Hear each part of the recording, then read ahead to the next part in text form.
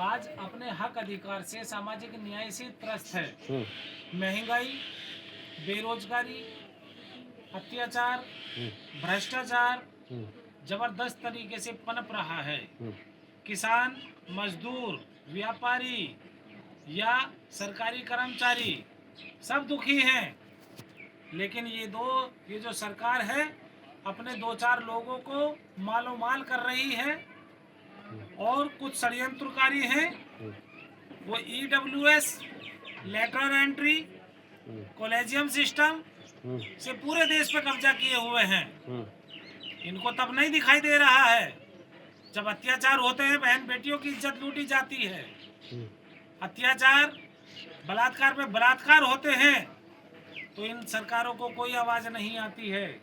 लेकिन आज 2-3% के लोग, जब UGC ने एक समानता की बात की है कि यूनिवर्सिटियों में किसी के साथ भी कोई दुर्व्यवहार होता है तो उसके खिलाफ एक्शन लिया जाए, तो सुप्रीम कोर्ट की गाइडलाइन हुई है। लेकिन उस पर ही ये मैदानों से बाहर निकल गए, मयानों में से बाहर निकल करके धरना प्रदर्शन कर रहे हैं कि भारत का मूल निवासी जो यहाँ का मेन मालिक है, क्या उसके हक अधिकार नहीं है?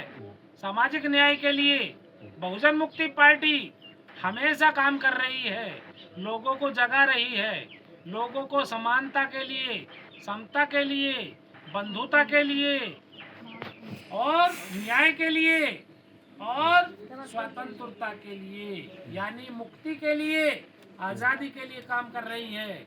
जो आज हम 75 साल हो गए संविधान को हमारे हाथ में आकर के, आज भी संविधान लागू नहीं है। वो पूर्णतया लागू करने के लिए बहुजन मुक्ति पार्टी प्रतिबद्ध है। तो इसका जनता से अपील है कि पूरी तरीके से खुलकर के साथ और सहयोग दे बहुजन मुक्ति पार्टी के लिए। और जितने भी कार्यकर्ता हैं, चाहे वो जयसिंह भाई हो, चाहे वो गीता बहन हो, चाहे हमारा युवा साथी हो, कोई भी यदि चुनाव लड़ता है और बहुजन मुक्ति पार्टी का कार्यकर्ता है या बाबा भीमराव अंबेडकर की विचारधारा वाला है, किसी भी पार्टी से उसको साथ और सहयोग दे। लेकिन कोई पार्टी विशेष के लोग ना बने, क्योंकि बाबा भीमराव अंबेडकर ने कहा है कि स्वतंत्रता के लिए, लोकतंत्रता के लिए काम करना है। लेकिन एक पार्टी विशेष को हमें कामयाब नहीं करना है, उससे पूरा लोकतंत्र खतरे में आ जाता है। आज गणराज्य होने के, गणतंत्र होने के लिए आज सोचना पड़ता है। आज कुछ षड्यंत्रकारी एक तरह के कलर के झंडे लेकर के पूरे भारत में उत्पात मचाते हैं, उनके ऊपर कोई कार्रवाई नहीं होती है।